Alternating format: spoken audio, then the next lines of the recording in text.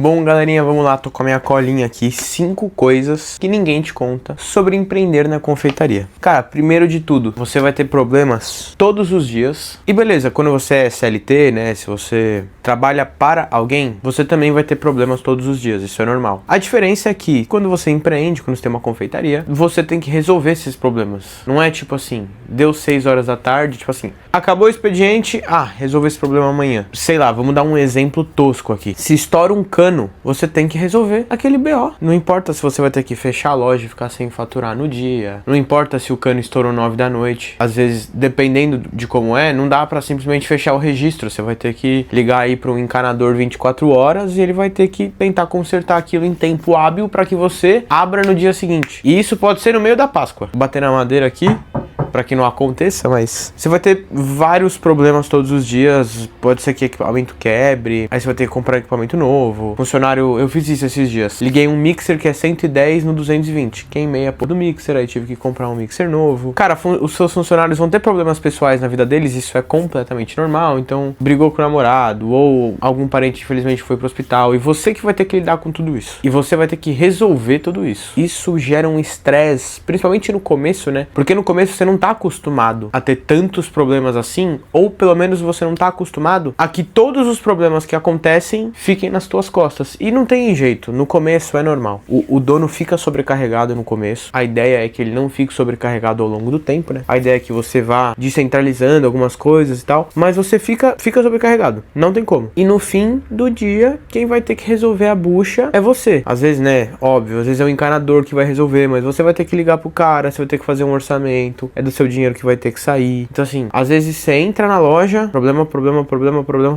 Quando as coisas estão indo bem, ninguém fala, nossa, tá indo tudo tão bem, que maravilha. Só te comunicam quando vem os problemas. E aí, uma pequena soluçãozinha pra isso que uma vez eu ouvi num podcast tem um cara, dono de uma pizzaria, que ele instituiu os dias da reclamação. Então, toda terça e quarta, das 3 às 5 da tarde, ou das 3 às 4 da tarde, os funcionários podem ir na sala dele e ele vai estar disponível pra ouvir as reclamações. Lógico que a gente não tá falando de um cano que estourou ou de uma lâmpada que queimou, que são coisas urgentes, mas as reclamações pontuais dos funcionários, eu ia falar funcionais, as reclamações pontuais, ele colocou data e hora específica na semana pra escutar. Eu achei genial, assim. Segundo ponto, você vai ficar muito perdido e você vai ficar sem saber o que fazer. E é normal, também é normal. Esses dias eu tenho 5 anos de empresa e semana passada eu falei, nossa, o que eu faço agora? Qual que é o próximo passo da empresa, assim? No que eu coloco a minha energia agora, assim, ao invés de só ficar, tipo, fiz as atividadezinhas manuais do dia ali, tipo, sei lá, preencher o fluxo de caixa, fazer o financeiro, fazer os pagamentos, postar um story e tal, beleza, as atividades mais automáticas, assim. Aí eu pensei, nossa, a gente tá em um outro nível agora e aí, pô, eu vou ter que entender de novo, sentar, pensar, replanejar, entender o que eu faço. Não tem uma resposta certa. Então, se você tá começando em casa, pô, faz mais sentido investir tempo e dinheiro em um curso de precificação, ou faz mais sentido investir tempo e dinheiro indo em um evento que vai ter aqui na praça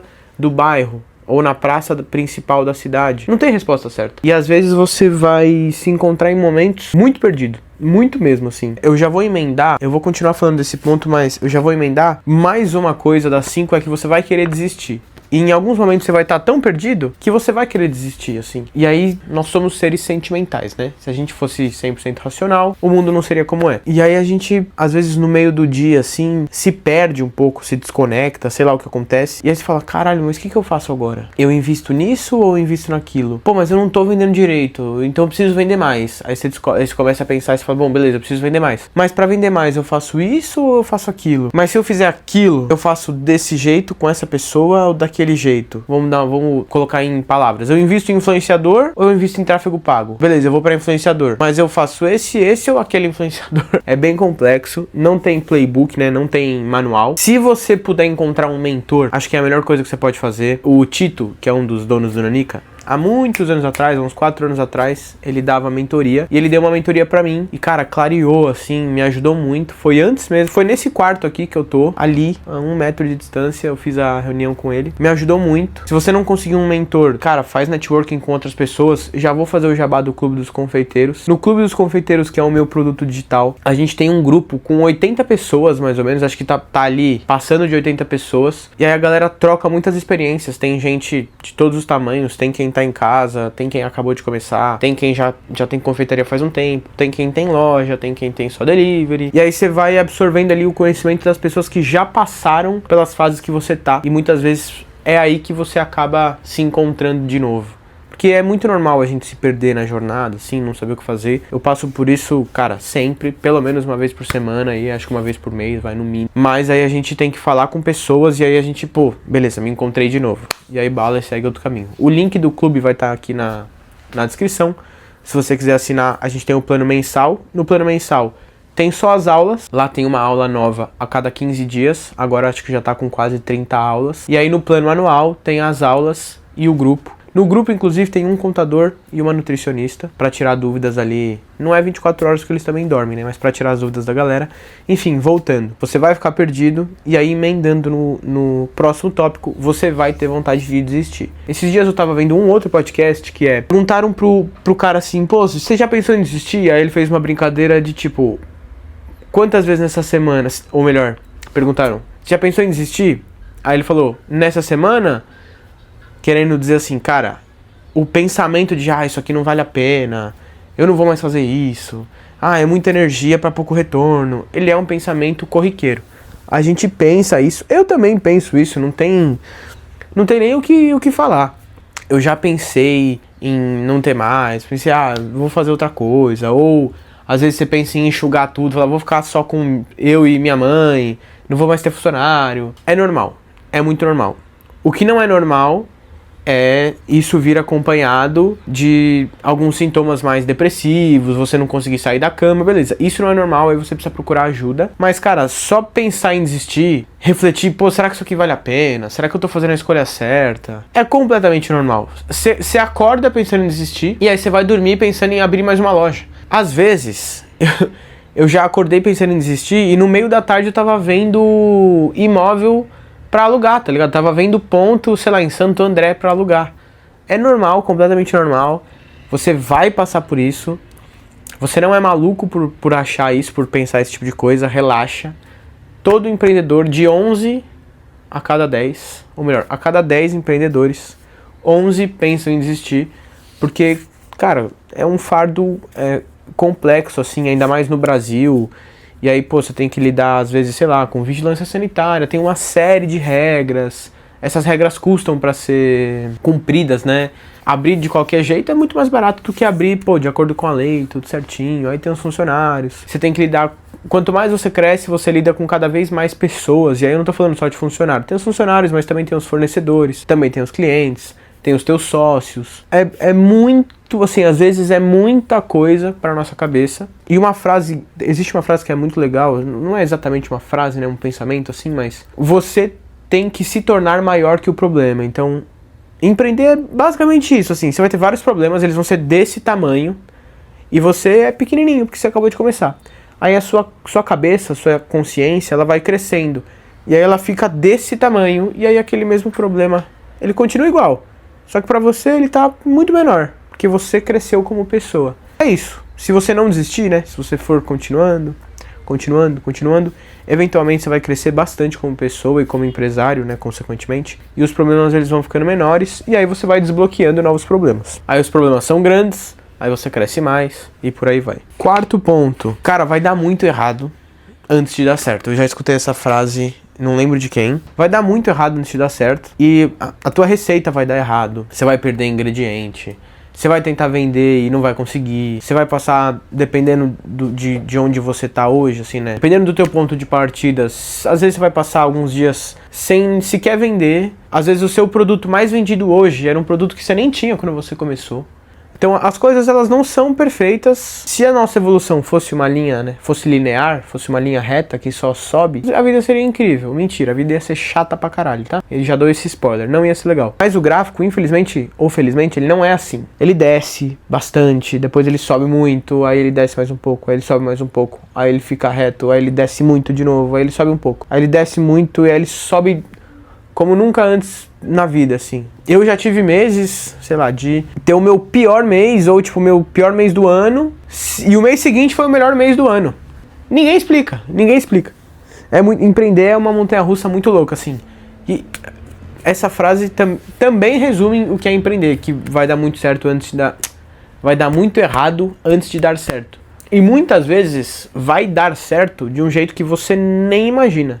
Tipo assim, eu pelo menos, quando eu saí de casa, eu lembro do meu contador me ligar, que nem é mais o Daniel, era um outro contador, nada a ver. Ele falou, cara, quanto você pretende faturar abrindo a loja, pra gente ter uma noção aqui, né? Porque ele ia me fazer um orçamento da contabilidade. Eu falei, uns 30 mil e um funcionário.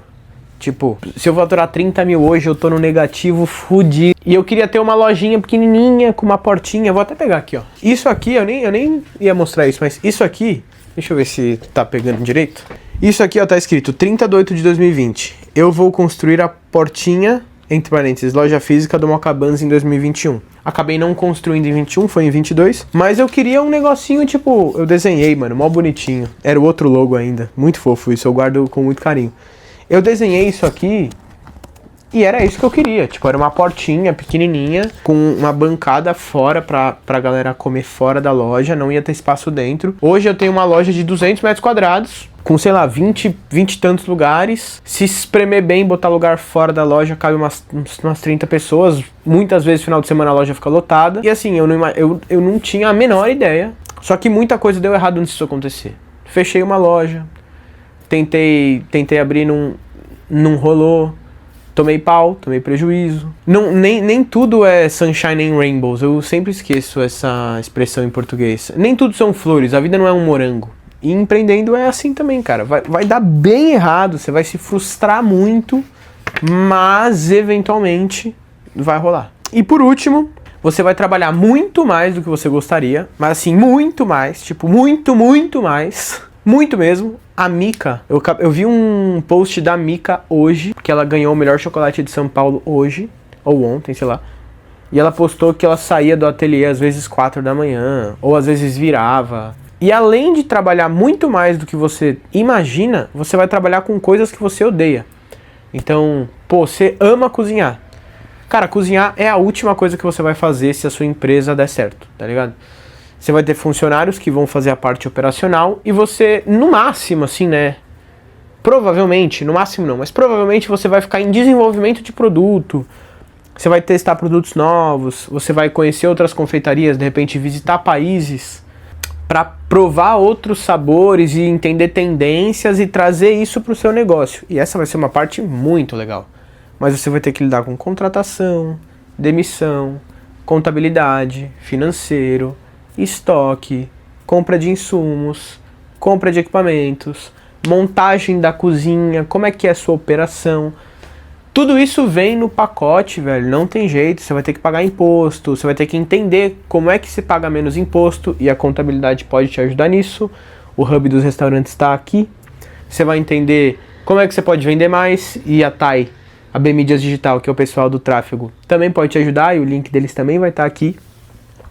Então assim, além de trabalhar muito mais, você vai trabalhar em basicamente todas as áreas da empresa. Porque a gente tem que delegar o que a gente não é bom. Sim, a gente tem que delegar, tá tudo bem.